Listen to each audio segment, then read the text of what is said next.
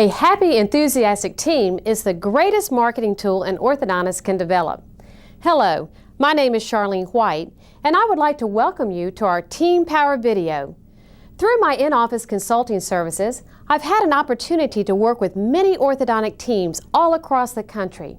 And I found one common denominator always present in successful practices. That is having a happy, enthusiastic team. I always tell orthodontists that when a patient or parent comes to your office and they have an above-average experience, they are going to tell 3 people about your office. If they come to your office and have an average experience, they do not tell anyone. But if they have a negative experience, they will tell 11 people.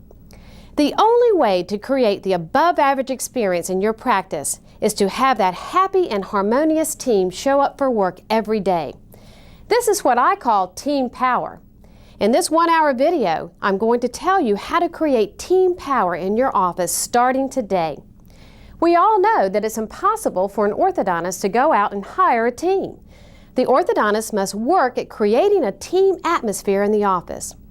There are a lot of benefits to having a happy, harmonious team, and I would like to begin by sharing those benefits with you. If you would take out your handout that came with your video, we will start by talking about the benefits of team power. Number 1, reduce stress. How many of you could use a little less stress in your lives on a day-to-day basis? Happy teams are able to get through stressful situations with much more ease because they have less conflict. Number 2, improved efficiency. Happy teams are much more efficient. Did you know that statistically it is proven that when you have 2 people who are working together that are not happy, their efficiency goes down by at least 30%? Can you really afford to lose 30% efficiency because of low morale and a lack of team spirit in your practice? Number 3, less turnover and absenteeism. One of the biggest stresses in the orthodontic practice is training new people to join the team. Yes, it is a part of operating a business, but we want to try and keep it to a minimum. Staff members who are not happy call in sick frequently. One of my clients decided recently that he needed to put more emphasis on improving team spirit. He called to say that it seems like the team is much happier and they are experiencing much less absenteeism, which used to plague them week after week. Number 4, increase production. I worked with a client once and went back to do a follow-up visit. They had implemented a lot of things to take the team power to a whole new level. The doctor was absolutely amazed to see what power this had on the bottom line. Their production had increased 30%. Number 5, more patient referrals. Like I said, when patients come to your office and they have an above-average experience, they are going to tell 3 people about your office. This will result in more patient referrals. As a consumer, you know that when you go to a place of business and interact with people who are enthusiastic, you are looking forward to going back. You also tell your friends about the experience. There are so many benefits regarding team power, you probably wonder why everybody doesn't have it. Well, the reality is that not everybody really understands the elements that go into creating a happy, harmonious team. That is what I'm going to share with you today. One of the first things you need to realize is we are all different. The more that I have studied human behavior, the more I realize that certainly there are some people out there that have thoughts and feelings similar to mine. However, there are a lot of people out there who see the world through a different set of glasses. I now realize that the more we understand how other people operate, the happier we can be in accepting each other's similarities and differences. It's through this understanding we learn how to work well together as a team. Studying personality profiling has been a great asset to my work. And I've been able to share a lot of information with offices around the country about personality profiles. The profile I'm most familiar with was written by Fred and Florence Littauer. They are specialists in the area of personality typing. Fred and Florence were married for 20 years, and they realized they really didn't like each other. They stumbled upon a personality profile one day, and it was one of the ahas of their life. They realized once they understood the personality profile that God created Fred one way and Florence another for a very good reason. Actually, they learned how to appreciate each other's differences. Their marriage improved significantly, and they actually started having friends over to do personality profiles. They could see it was beginning to change people's lives. This eventually turned into a full-time career for Fred and Florence. Thousands of people have benefited from their presentations. I want to share with you here today some of the things that I learned from their studies and how to apply the concepts to the orthodontic team. We are going to do a quick and simple personality profile today. We have 4 colors listed on your handout on page 2. They are bright sunny yellow, soft seafoam green, IBM blue, and fire engine red. Now, I'm going to ask you to circle the color that best describes your personality. But before you select your color, let me take a moment to tell you a little bit about each category. People in the category of bright sunny yellow are the people who love to talk. They are outgoing, and quite often they were cheerleaders in school. Their favorite thing to do in life is to relate and make friends. People in the category of soft seafoam green are the people who are laid back, easygoing, and really kind of go with the flow of life. They are very easy to be with. Number 3 is IBM blue. These are the analytical, detailed people. Structure and order makes them feel good, and they thrive on it. The 4th category is fire engine red. These are the people who are action-oriented and feel very comfortable being in charge. Now, select the color that best describes your personality. If you need a little help, I'm sure one of your coworkers will be happy to give you some input. You may want to pause the tape for a moment while you discuss your selections. Now, if you chose the bright sunny yellow, you are what Fred and Florence Littauer call sanguine popular. These are the people in work environment who are talkative, friendly, and outgoing. If they are out of the office for the day, you say, "Gee, it sure is quiet in here," because these people add energy and enthusiasm to the office. You see, each personality type brings a different set of strengths to the team. The sanguine populars typically enjoy working at the front desk or in the clinical area. Their favorite thing to do is to relate with the patients. That is their strength. Because they love to talk, their biggest challenge is listening. For a sanguine popular to be a new patient coordinator, for example, they have to learn to zip the lip.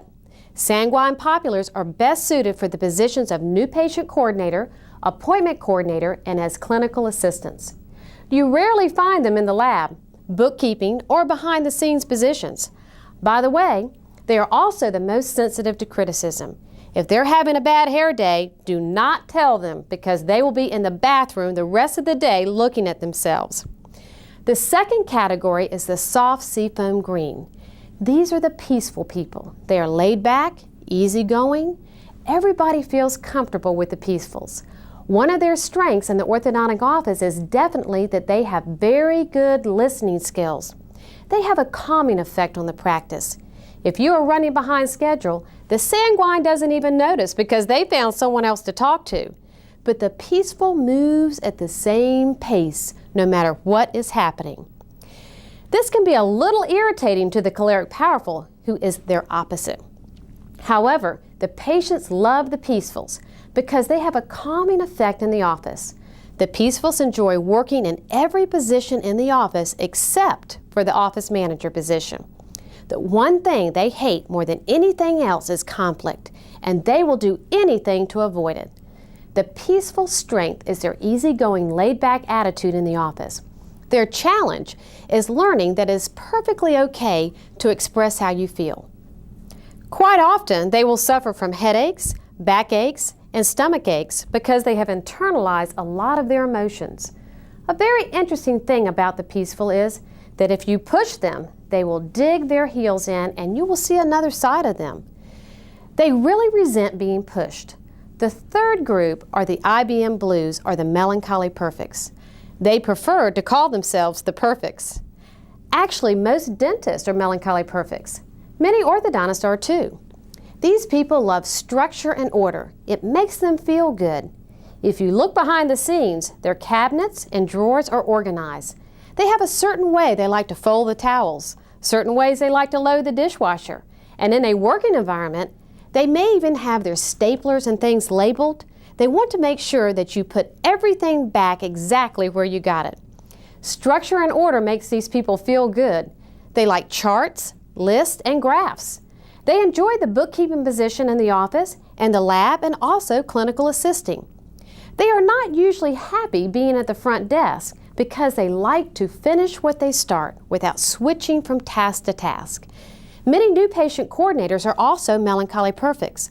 There are always exceptions to the rule, but typically they like the more detailed aspects of the specialty. If you have a melancholy perfect orthodontic assistant and the appointment coordinator comes back to mark a change on the schedule, she always says, "Wait a minute now, what did you put in there? What exactly did they say?" She wants to know exactly what was said because she wants everything to go as scheduled. In dealing with people, things do not always go as planned. It's very important to realize that these assistants really want structure and order and are more apt to ask you a lot of questions. Because they like order and structure, what do you think their biggest challenge is? That's right, flexibility. They also get depressed over imperfections. We need to really lift these people up if things do not go as planned. The fourth type is the choleric powerful. These are the action-oriented people. If you're running behind schedule, they are grabbing patients and putting them in the chairs. Actually, this type of situation energizes them because they know they can do it. They love to work, they are action-oriented, and they feel very comfortable being in charge. They have been this way all of their entire lives. Sometimes, of course, because they feel so comfortable being in charge, they can come across in a demanding way under stress. They can even be a little rude and tactless.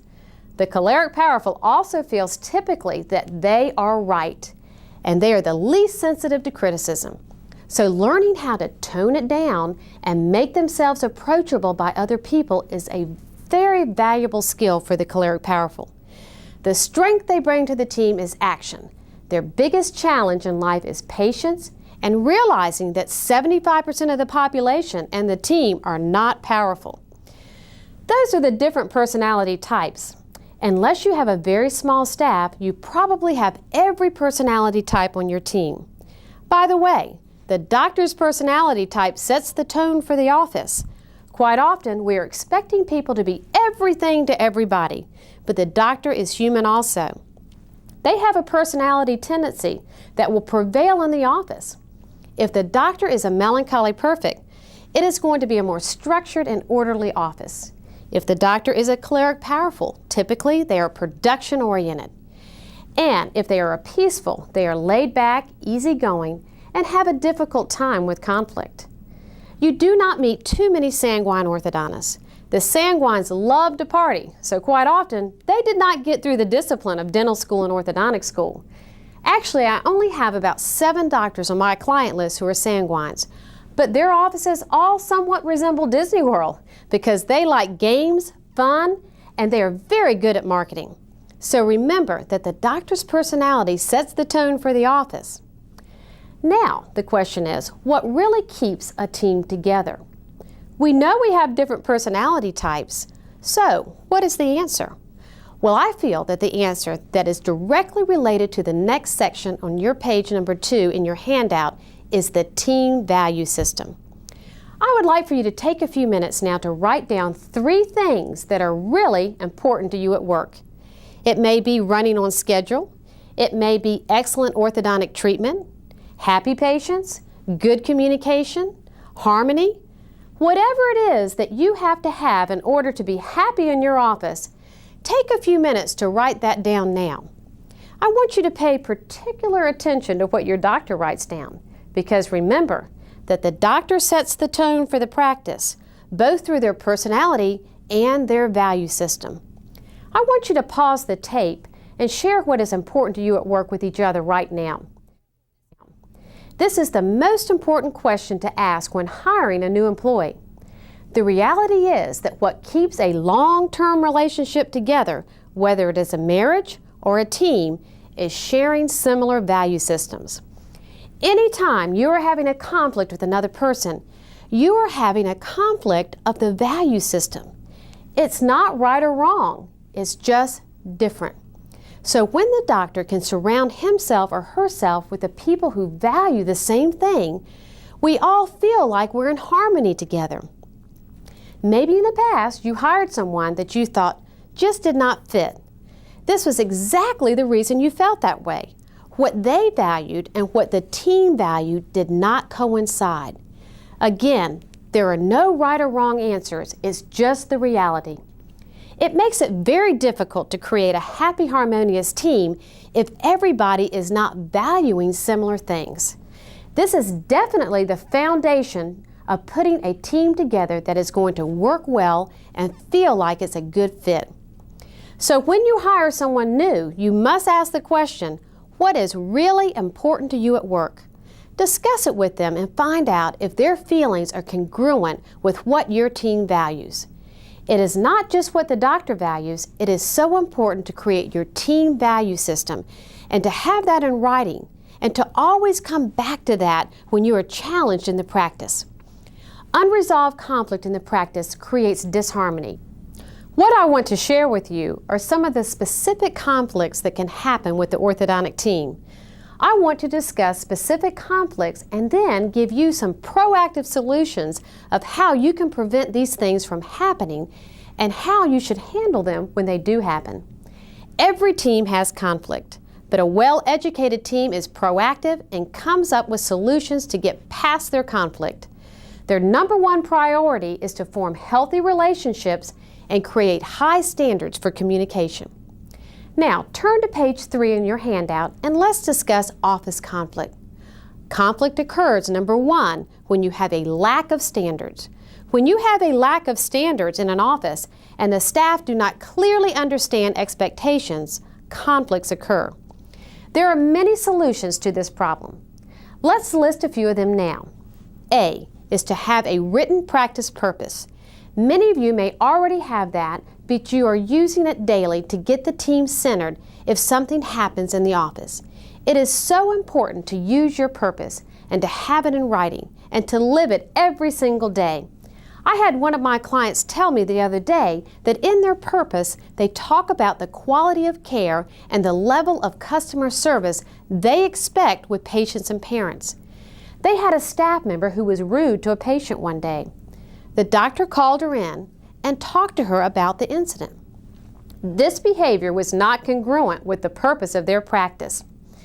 It was an easy discussion to have because it was clear to everyone on the team what their purpose was every single day, and that the team works very hard to uphold that. B is that you must have an office manual.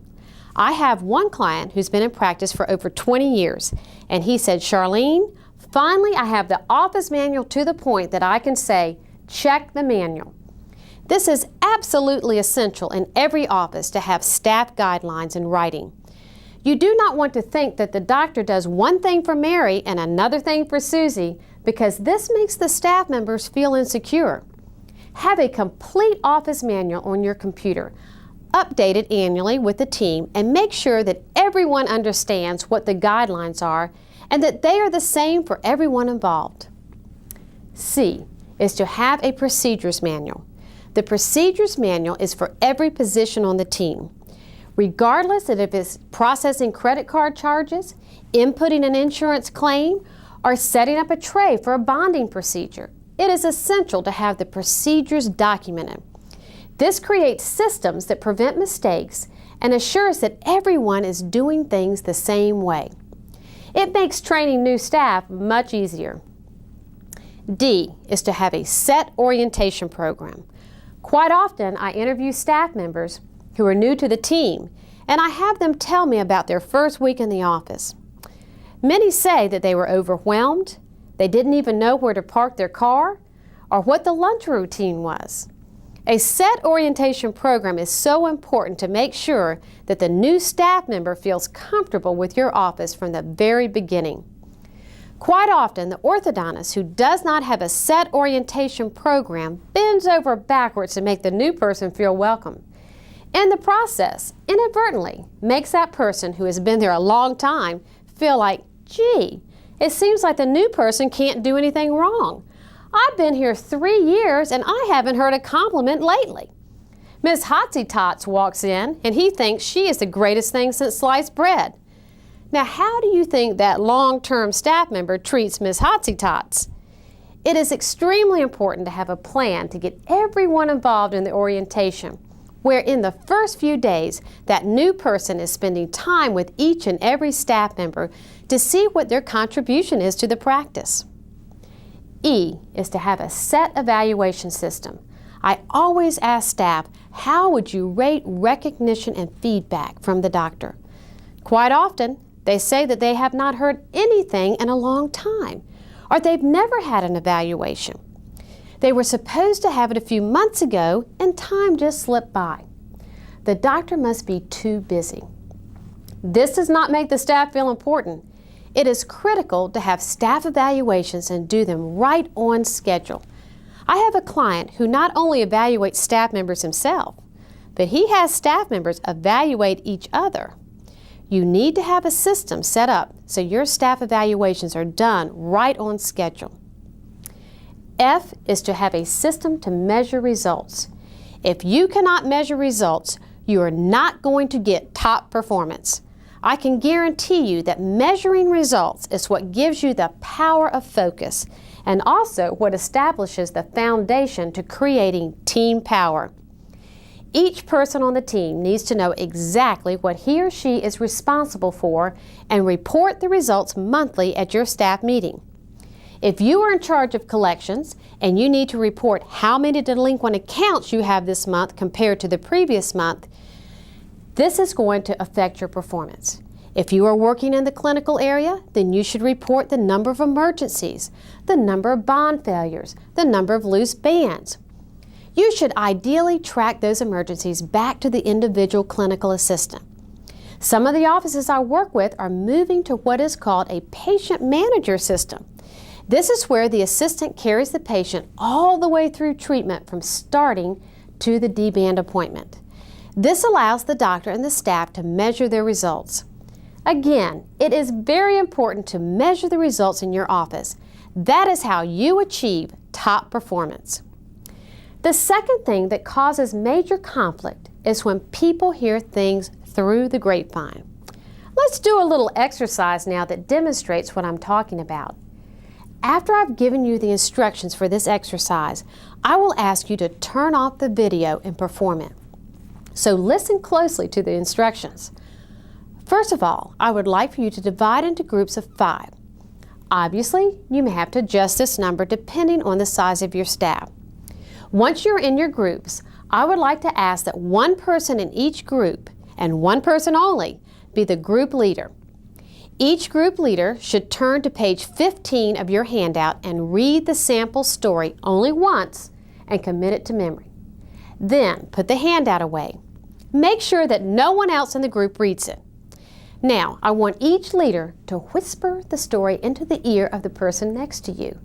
Let the story go down the line, whispering it to each other, until you reach the 5th person or last person in your group. Now, that 5th person needs to verbalize to the group the story they heard. Then have the person who originally read the story read it back to the group. You will be absolutely amazed at how the story started and how the story ended after going through only 5 people in the grapevine. I encourage you to stop the video for a few minutes, do this exercise, and then come back to the tape. What happened to the story when it was whispered through the grapevine? Absolutely. Some things were added, some things were deleted. The story was not the same at all. This is exactly what happens in the orthodontic team. So next time you hear something through the grapevine, what I want you to do is to remember the little fox story. And you will think that maybe you're not hearing exactly how it was intended or the original story. When we hear things through the grapevine, we set ourselves up for potential conflict. How do we prevent this from happening? Let's look at some possible solutions. A is to have a daily huddle. In your handout on pages 11 and 12, we have provided you with a sample of what to cover at the morning huddles. Some offices try to have a daily huddle without a checklist. It is absolutely critical to have a checklist. When I get on the plane every week to go out of town, I certainly get a lot of assurance in knowing the pilot has a checklist that they are going to check off before we take off. The same is true in your orthodontic office. Each and every day before you take off and start seeing your patients, you need to have an organized checklist for your huddle so that everyone is informed and you start the day on a positive note. You should cover the schedule, find out who's coming in today and who's past their D-band target date. You should also look at who's coming in today that owes on their account, and specific patient concerns should be discussed. General announcements for the staff can be made at this time so that everyone is informed as to what's happening and also how everyone is feeling today. Women have a deep need to vent, so it is really nice when you can start the day by letting your coworkers know how you are feeling and how much you support them and the needs that they may have that particular day. B is to have productive staff meetings. Staff meetings are such a wonderful subject. As a matter of fact, we have this project on the drawing board right now at Progressive Concepts. I could talk for hours about how to have staff meetings. The important thing is to make sure that you are having one at least once a month. You need to have an agenda, a format for that agenda, a facilitator, someone to take minutes, and to redistribute the minutes at the next meeting. You should set target dates when people take responsibility for certain projects in the office and record those target dates in your minutes. Ideally, staff meetings should be held outside of the office so you can eliminate many of the daily distractions like UPS, deliveries, the telephone ringing. You cannot focus 100% with all of those distractions in your office. If you want to do some fun things at your staff meetings, make it an exciting time and get everyone involved. Each staff member should give a report of their area of responsibility so everyone is involved in the staff meeting. Individual staff reports encourage recognition and involvement by all. C is to create an inter-office newsletter and office calendar. An inter-office newsletter is a wonderful thing to give out at least once a month to all of the staff members. A few of the things that should go into your newsletter are which days are patient days, which are non-patient days, where the doctor will be, what staff members will be out, and any functions scheduled as a team. Just a very simple newsletter that most of you can do by hand or quickly put into your computer. Assign one staff member to your newsletter project. We've included a sample of an office calendar for you on page 14 of your handout. Quite often I interview staff and they say, you know, I didn't find out until the day before that we were not having patients the next day. I just do not understand why it seems like some people are informed and I never seem to get the message. So the inter-office newsletter and office calendar are two things that you can put into place right now to enhance your communication within the office. D is having a training program for new and existing staff. I work with clients in creating 12 to 14 patient days a month in their schedule. If you are seeing patients efficiently, you should have at least one half a day a week to do your behind-the-scenes duties and do any specific training that needs to be done. Not just training new staff members, but continuing to train the fundamentals so that everyone takes their own personal performance to the highest level. Ideally, 2 hours a month should be used for training together as a team. If you do not have a good in-office training program, it would be an excellent goal for you to set in the coming year. E is to learn how to stop subgrouping. Subgrouping is something that can really destroy morale in an office. Some of you may be thinking, what is subgrouping? Let me explain. Instead of going to the person you have the problem with or a conflict with, you go to someone else and tell them. Then the two of you start to bond together, and the other person feels left out. This is how cliques and subgroups are created in an office. What I challenge everybody to do is to learn good communication skills so that you can start communicating one-on-one and absolutely take your team power to another level. We often don't tell people how we're feeling because we're afraid of how the other person will react. That is why communication training needs to be done with the entire team. Here's an example of how subgrouping gets started in the office. Let's say that Mary is on the list to clean the brushing area and she leaves without completing her task. Susan walks in and sees the mirror and thinks, "Oh my goodness, look at this. Mary was supposed to clean this and she's gone." She did not take care of her duty. Then what happens next is that Susan goes back and tells Pat. "Pat, you're not going to believe it. She did it again." Pat says, "Who did what again?" "Well, Mary left the office and she didn't clean the mirrors, which is her job. See right here on the list? It was her job." Pat says, "Why don't you just tell her?" And Susan replies, "Well, I'm not the office manager. It's not my job to tell her. I will just have to do it because Doc sees that in the morning. He'll be upset. I will just have to do it myself." This is how subgrouping begins. They will probably call each other that evening and talk about Mary just a little bit more. By the next morning, when Mary walks in and says, "Good morning," Pat and Sue say, "Hi," and the subgrouping has started. It would have been much more professional if she had gone to Mary and said, "Mary, last night your name was on the list to do the cleaning of the brushing area, and you left it undone. In the future, if you need to leave, I'll be happy to do it for you, but I would appreciate it if you'd let me know." This opens up a discussion with Mary about why she did not assume her responsibility. Yes, she may get a little irritated initially. However, it is very important to put your cards on the table and get this discussion going if each staff member is going to be responsible for their own duties. I encourage you to make a commitment to stop subgrouping and agree together as a team to open up the communication and create what I call a zero fear level so that you can talk to each other. You may not agree on everything, but you can agree to open up the communication and your feelings to one another without retaliation. Retaliation creates fear and destroys harmony. It is time to move on to conflict number 3, and that is on page 4 of your handout. Conflicts occur when you have emergencies in the schedule. This is one thing that can really play havoc on a well-scheduled day.